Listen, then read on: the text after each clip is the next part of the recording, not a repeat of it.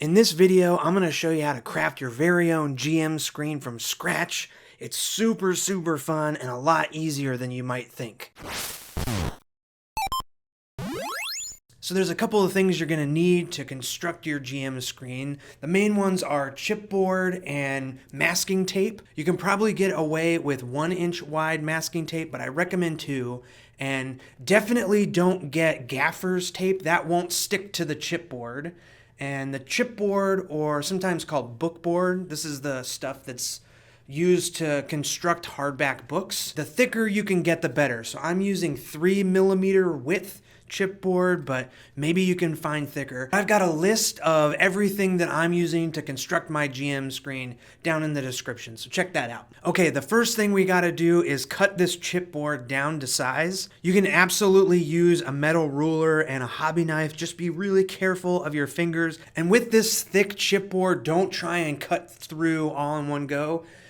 It'll take multiple times. You don't have to press down too hard. Just keep making cuts and being careful of your fingers, and eventually you'll get through. Alternatively, you can do like I'm doing and use a paper cutter. I'm trimming my panels down to be 5.5 inches tall. You can absolutely make your GM screen whatever size you want. I'm going kind of short because I'm not trying to hide anything behind it. I just want to have some cool art and some really simple rules on the back to bring to the table. Also, I'm just doing a 3-panel GM screen. You can do 4 or 5 or 10, however many you want, whatever size. It really doesn't matter for this process. The main thing is they all need to be the same height. So I'm lining up 2 pieces and I'm using the 2-inch black masking tape to connect them together. Now I'm just eyeballing it, but you can totally measure and get the masking tape lined up perfectly. The one thing I am being careful of is to make sure the masking tape goes on evenly and there's not any weird creases or air bubbles or anything. So once I have one side of these 2 pieces of chipboard taped together, I cut off the excess with the hobby knife.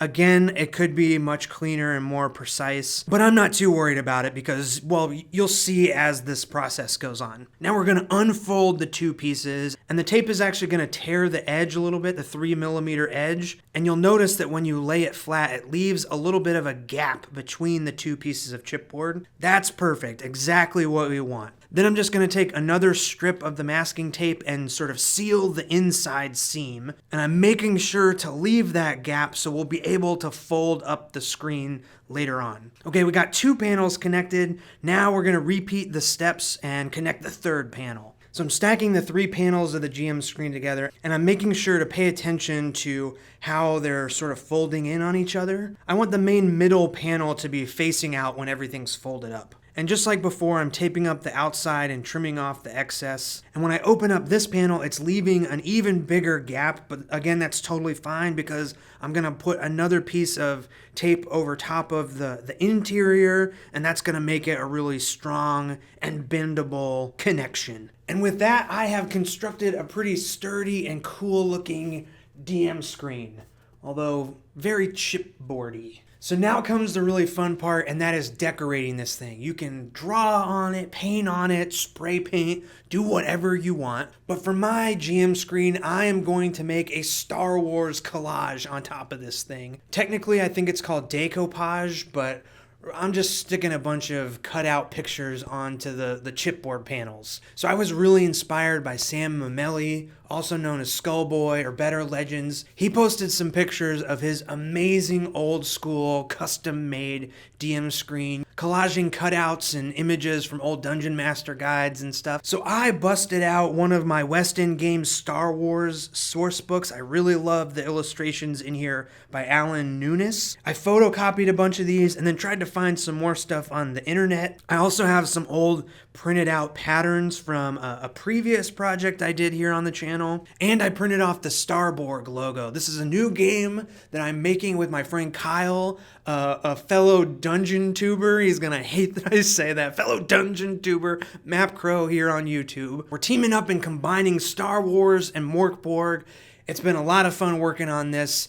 This month on my Patreon, we are going to release the rule book, and then next month will be a GM guide, and then probably an adventure after that. Kyle's done some awesome game design on it so far, and I'm very excited to start illustrating and doing the layout. I'll definitely be sharing more details as the month goes on, but if you want to get your hands on it, go sign up for the Patreon. There's going to be a digital version and a physical version that gets sent out. But anyway, back to this GM screen. So I'm just having fun cutting out all of these images. I'm not being too careful. You know, this is a Morkborg inspired game, so it's supposed to look rough and handmade. Now I'm running the first playtest this weekend at my local game store, and I wanted a cool Star Wars GM screen to set the mood for the adventure. But this GM screen that I'm making is one of a kind for personal use only, just for me, so I feel okay using all of this official Star Wars art. None of this stuff is actually going to go in the Starborg game. It's all original ideas and artwork inspired by Star Wars. Definitely our own take on it all. But if we ever do make a Starborg GM screen with the intention of reproducing it,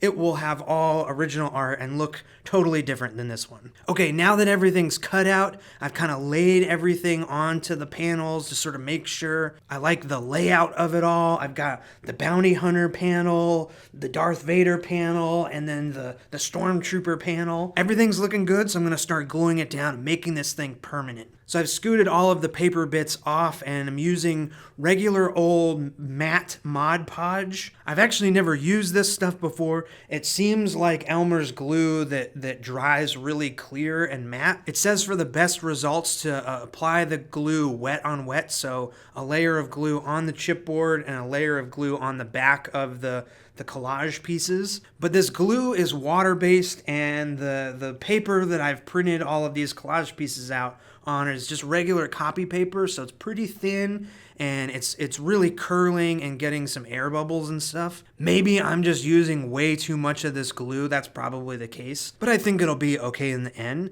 I'm using this sponge brush to seal the whole thing. I want it to be really sturdy, and I'm not too worried about being messy with all this because the glue dries clear. And the nice thing about this Mod Podge is that it is like Elmer's glue, so when you get it all over your hands, it dries like a little thin layer of skin and is super fun to peel off. Okay, so once this Mod Podge is dried, I'm going back in with black and white Posca markers and fixing up some of the rough cut areas. I'm using a white jelly roll pin to make a bunch of stars in the solid black areas in the background to hopefully tie this whole design together. And this part is so much fun. You know, it looks kind of like an old punk rock show flyer. If I'm being honest, I'm very tempted to add some color to this GM screen, but I'm afraid it's gonna lose that punk DIY look.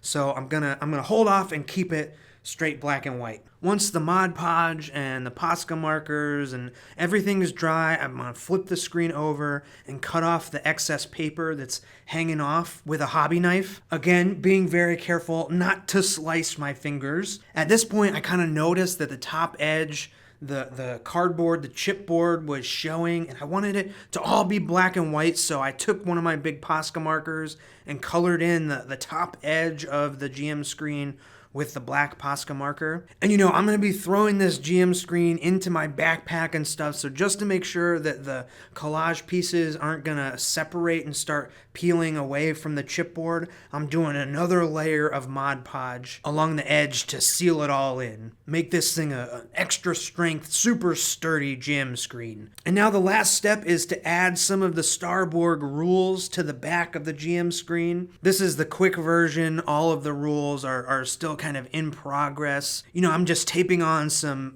Google Doc printouts and then labeling each cutout with some tape and a marker. Once the rules are all finalized and I've run the game a couple times, I'll probably go back and really fill out the inside of this GM screen with all of the rules that I find that I need. I am super proud of how this turned out. It's definitely not perfect, but that's kind of the intention. I can't wait to throw this down on the table for the playtest and see how the players react to it. I think this is a super fun and easy crafting project that will bring a lot of awesomeness to your game table. You know, sure, you could go out and buy a cool GM screen that you use over and over again for years, but if you make your own, even if it's not perfect, it's gonna be 1,000 times cooler than anything you can buy. So I really hope you give it a try, making your own GM screen. It's not that difficult, and it's so cool and rewarding to have this handmade artifact to use at the table. Let me know what you think of my Starborg GM screen down in the comments.